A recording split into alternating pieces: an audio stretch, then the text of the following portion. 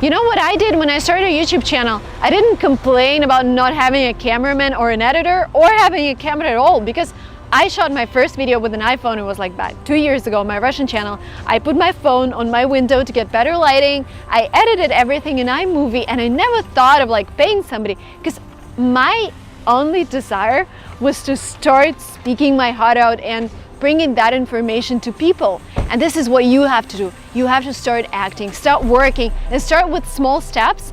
Not expect somebody to invest in you straight away, but just bring out your value and show your value to the world. Let's go to home.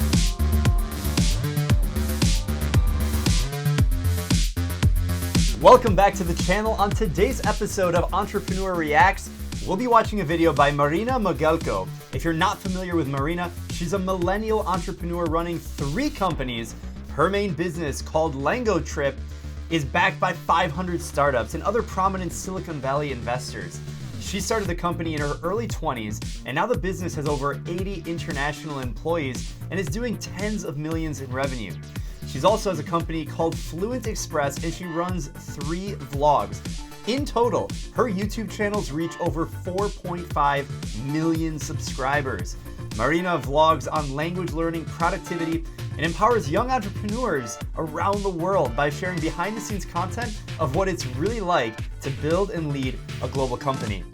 She is an inspiration to so many entrepreneurs, and in today's episode, we'll be reacting to a video from the Silicon Valley Girl YouTube channel titled How I Started. If you enjoy this content, please be sure to like this video, subscribe to the channel, and let me know in the comments how Marina inspires you. Let's begin.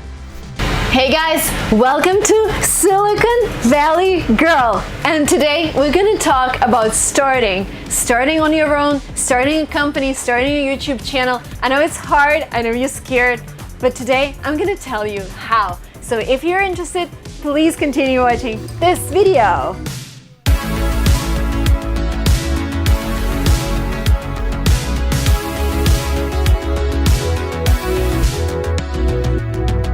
The biggest thing that you need to fight when you're going to start is your fear. When I was 21, I was approached by my classmate who told me, Marina, let's start a company.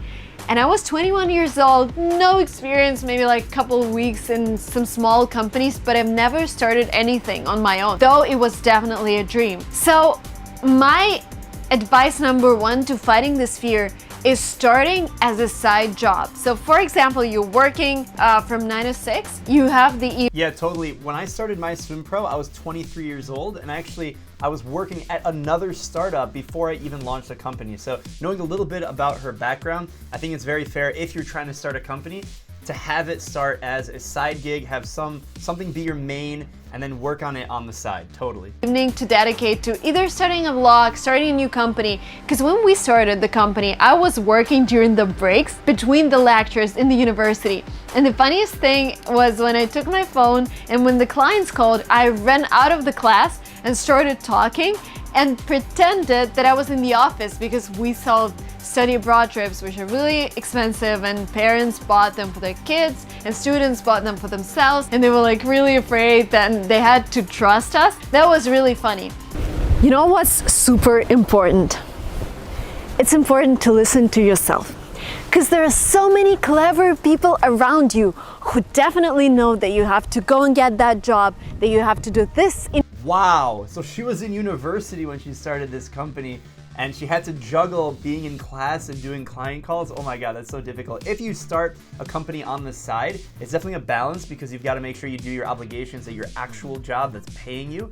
And then you also have to really focus that passion and that time into your side hustle. But to do it in university, really, really impressive. In your life, and that you have to settle, or that you have to find what you need to do by the age of 30, because they told you so. But you know what? When you follow their advice and you're gonna have problems, those people would not share your problems. They're really good at giving advice, but you're kind of on your own with the problems. So I would really, really advise you to figure out what exactly you want to do, to take into account their interests, and you have to deal with hundreds of problems every day. But if you love it, you're gonna make it. For me, I think I'm really lucky because I figured out what I wanted to do early in my life. Because I was so passionate about languages, I just wanted to grab everyone and shake them and tell them, hey, why don't you learn languages? Why don't you travel to learn languages? If you haven't figured it out yet, there's a video that I've recorded, and it's about 3 questions that you have to ask yourself in order to figure out. But you also have to try to do a lot of things. Travel,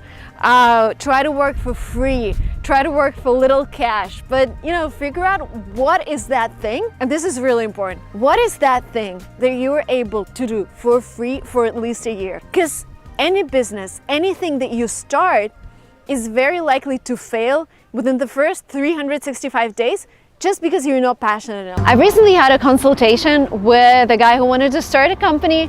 I don't remember his idea exactly, but it was something like a Facebook with a better design.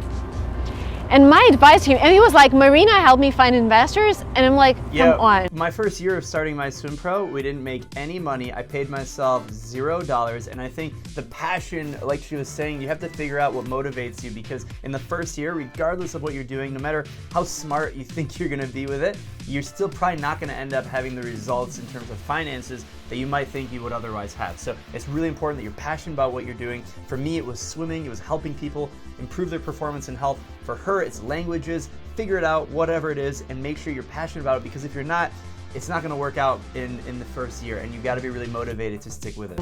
Like, for building something that would compete with Facebook, you need millions of dollars. But if you want to just start on your own, you have to exercise on what you're really strong at. For example, when I started a company, we didn't have a website, we didn't have an LLC, but what I had is amazing passion for study abroad, a lot of knowledge about how to do that, and I was willing to help people. And what we were doing, we were just talking to our friends and telling them, we're about to start this company, we're gonna help people study abroad, this is our plan. And one of our friends was like, oh, I was thinking of going to London to study English, maybe you guys could help me. We were like, of course. And the next day, we were in the lawyer's office registering the company. The day after that, we were in a bank, starting a bank account. And this is what you have to do, you have to act. Because being an entrepreneur means having something different from other people. Maybe it's a skill, maybe you're a good salesperson, maybe you can motivate people to do something for free and create something amazing. So this is the real entrepreneurship, making money without really building a platform, investing in something, just building this initial capital. And the only way to achieve this is work hard, not expecting somebody to give you money tomorrow and not expecting somebody to help you. You know what I did when I started a YouTube channel? I didn't complain about not having a cameraman or an editor or having a camera at all, because I shot my first video with an iPhone. It was back 2 years ago, my Russian channel. I put my phone on my window to get better lighting. I edited everything in iMovie, and I never thought of paying somebody, because my only desire was to start speaking my heart out and bringing that information to people. And this is what you have to do. You have to start acting, start working, and start with small steps. Not expect somebody to invest in you straight away, but just bring out your value and show your value to the world. You have to start acting. I love it. She's so passionate about not only languages, but also helping other entrepreneurs be more motivated and to take those first steps. I think it's so important that entrepreneurs, they often think, oh, I just have all these ideas and I don't really know what to do next. But it's so important to take those first steps, and she is exemplifying how to do that. When we came here to 500 startups, everybody was built an international company. Everybody was trying to win international markets straight away. But this is not how it works. If we think about Facebook, it started in Harvard, so... By the way, I think she's in Mountain View, California right now on Castro Street. It's a beautiful area, and the 500 startup setup that her company went through is an amazing platform. But don't think you have to be in Silicon Valley or you have to go through 500 startups. There's a number of different startup accelerators. Our company went through one at the University of Michigan, in Ann Arbor, Michigan, and there's so many other great programs and mentors out there. You just have to put yourself out there and take those first steps. Mark Zuckerberg, he won the local market first. He tested how his model works. He tested his playbook, and then he started scaling into different markets, and different markets meant different universities. For us, we had the same problem. We started with Russia, and we're how do we scale that to other countries? We were trying to scale from day one, which was actually wrong. We had a meeting with Max Levchin, who was co-founder of PayPal, and this is the benefit of Silicon Valley. You can meet with awesome people.